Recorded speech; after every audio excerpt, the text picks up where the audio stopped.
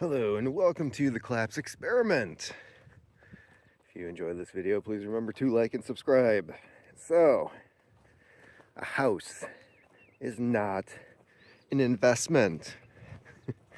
This is the opposite of what you will hear from just about everyone, including the people who should have done the math and thought about what they just did to their own finances for 30 years. Now, you're going to hear that a house is the greatest investment you'll ever make in your life. You're not investing in the house. You are investing in the interest that is paid to a bank for you to rent the house from a bank. And eventually, after you have paid 3 times the value of said house, it's yours, sort of, kind of, almost. Because even after you've gone through 30 years of payments towards owning this house, if you don't pay your taxes, it's not yours. They will come and they will take it, because ultimately, the land that you are sitting on is owned by the city, the county, the state. If you don't pay your property taxes, they will come and take it from you.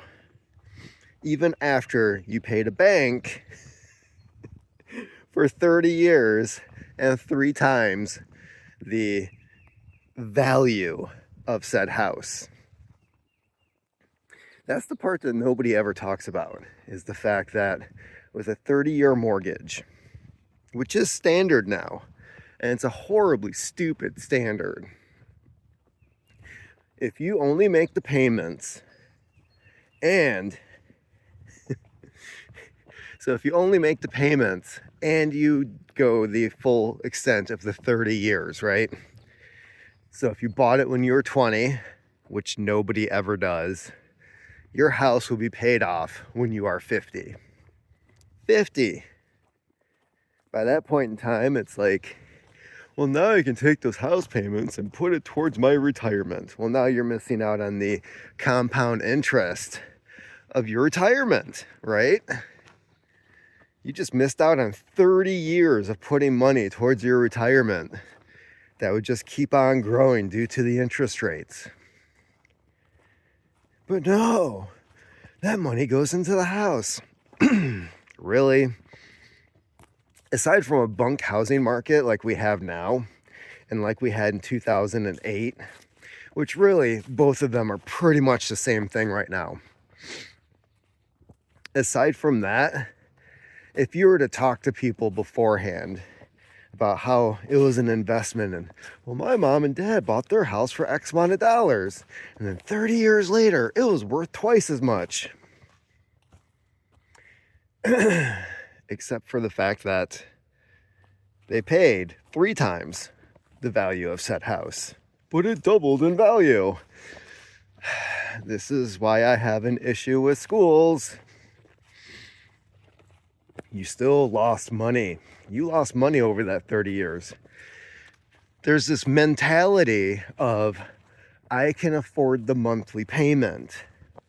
People keep looking at monthly payments. Well, this is what I can afford. And they don't look at the big picture as to what they are really paying. Credit cards. Well, I can afford the monthly balance of, well, they're not paying off the total on the credit card. Not realizing they're not putting a dent into how much the actual balance of said credit card is. They're just making the monthly payment. And the weird thing is with credit cards, if you only make the monthly payment, you won't even have it paid off in 20 years, regardless of what the balance is, because the majority of that payment is the interest. Unless you're able to buy houses in cash, which, let's face it, the majority of our population is unable to do so. For one, The houses are inflated. Every single freaking house that I keep seeing, I'm like, that's not worth that. There's no way that house is worth that much. And yet, there it is sitting on the market for that price. Well, it's supply and demand. No, not really. Nope. There's a crash coming. And yes, this is where, oh, he's a conspiracy theorist. No, there is a housing crash that is coming. It's going to be very similar to 2008, 2009. Because as of right now, banks are now offering these very low 0-rate loans. You don't have to have money down. They're lowering the interest rates to try to get people into these houses, because a lot of these banks are sitting on houses that people have walked away from. They can't have those houses sitting on their books, because at that point, it's costing the banks money to reclaim these houses, as opposed to having somebody making a monthly payment. When was the last time we saw these low rates and 0 down? Just before 2008. It also keeps the price of the house up, because after that, the only alternative is to lower the price of the house on the market to entice a buyer to come in and take it. Once the housing prices start to go down, once the value of houses with mortgages that are underwater, a phrase that we heard quite a bit 15 years ago, that's when you start having economic issues. And we're going to start seeing them all over again. So a house is not an investment unless you are able to outright buy it and not pay the interest on it. You do not actually see the market value of that house. The market value, the real market value of a house is the mortgage. Those are the people who are making the money on your house, the banks. They sit back, they collect a monthly payment, mostly interest. So you're not even really paying towards your house for the first 15, 20 years. You barely see that balance on what you owe going down at all, because they've got to get their monies first.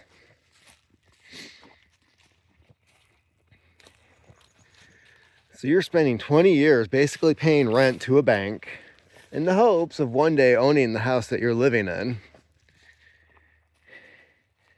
And I've been listening to this channel for a while now. Raymond might be watching this. He's right. There is no such thing as a starter home. When you buy a house, when you go into a house where you're making your monthly mortgage payment / rent to a bank who ultimately owns your house while you're living in it, it's important to keep in mind, I may spend the rest of my life here.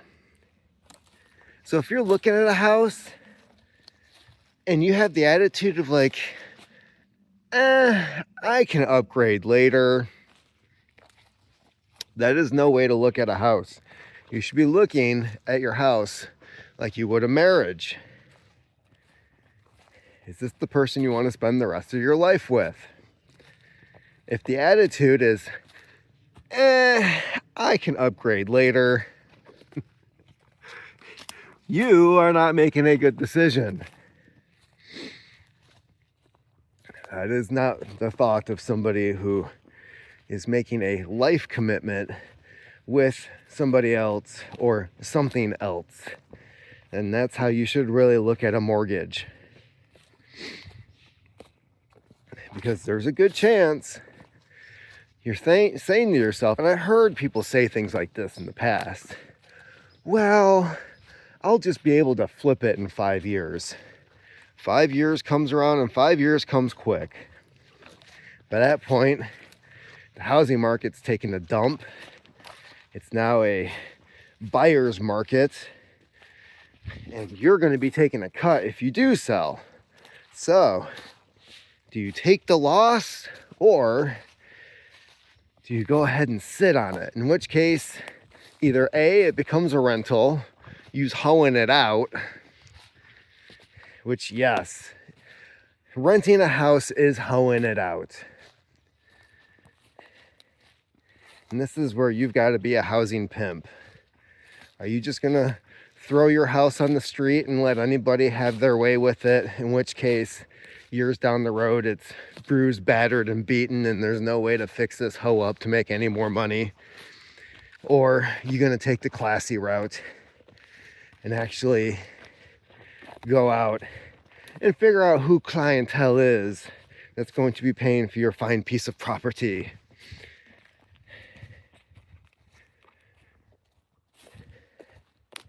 It's it's a strange world that we live in. We've got these people on TV talking about your greatest investment, and yet it's like one of the worst investments you could ever make. It makes no sense. All you're doing is handing your money over to a bank for the opportunity to say that something belongs to you. And yet, the only reason you own it is through paid permission by your local government.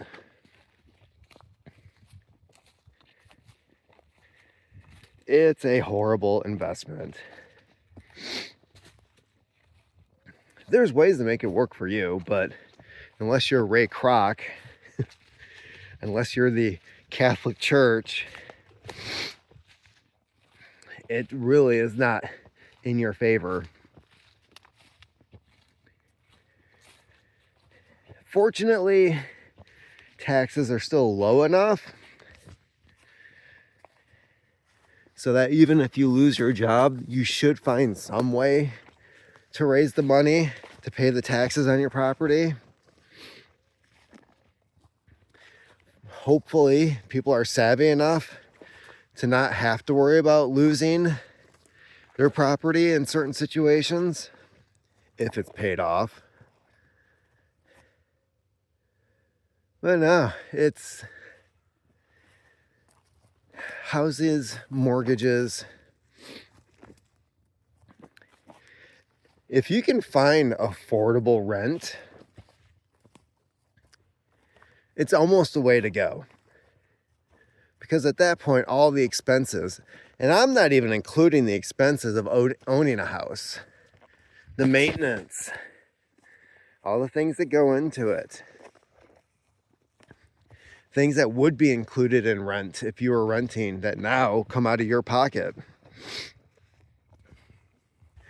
And you rarely ever find anybody, because people are dumb, who when they go from renting to owning a house, where the monthly payment of the house is less than what they're paying on rent. Well, I'm doing good in my career. Things are looking up. I should be making more money in the next year or two. Oh, yeah. Those people. The ones who haven't gotten kicked in the nuts by life yet. Stupid career. Now I got my student loan debt and I'm only making $12 an hour, and I was told I was going to be making $15.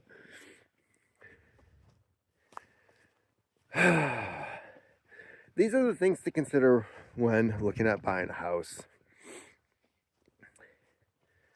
Now, the best ways, the smart ways of going about doing it, well, for one, you have to be young and not dumb.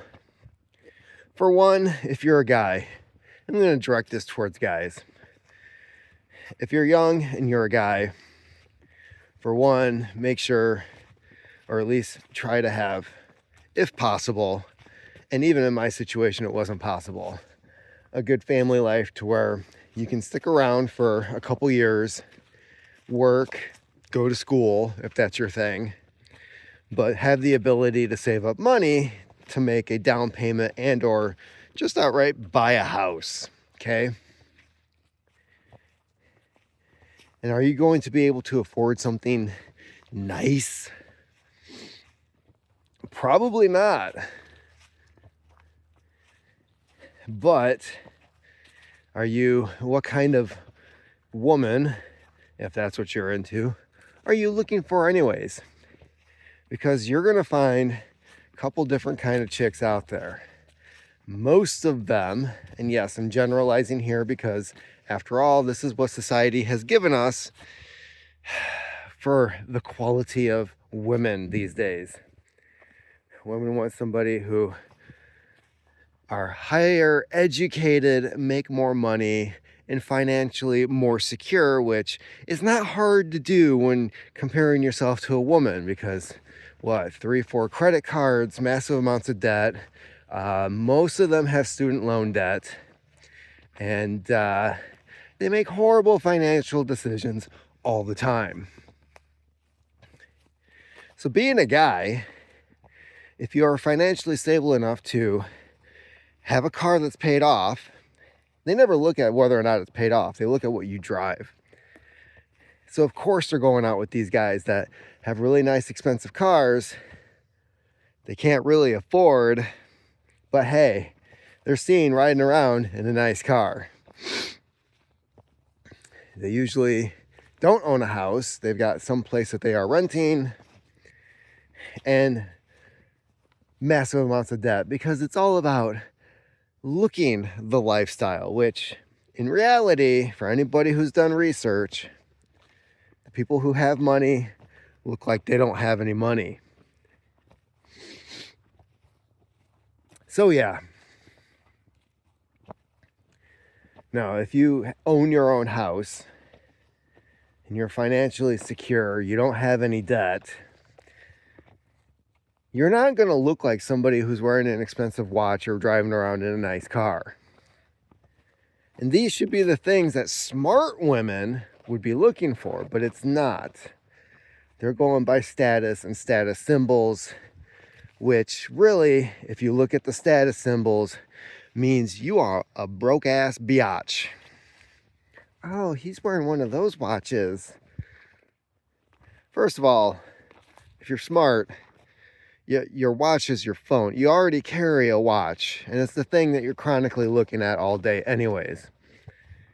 So wearing a watch is a status symbol. A nice watch, you're just bragging about having money that could be in your bank account, but you decide to spend it on something that's going to decline in value over time. So anyways, save up your money when you can. Try to avoid paying rent as long as possible. Don't be a fucking freeloader. That's usually what a lot of people do. I know guys from high school. There's one in particular. He was saving his money all throughout high school. He bought his first car up front in cash. Went to heating and air conditioning school. Started his own business. Bought his first house in cash. Dude knew what the hell he was doing. A lot smarter than me. And yet, a lot of people in school didn't even know like who this dude was.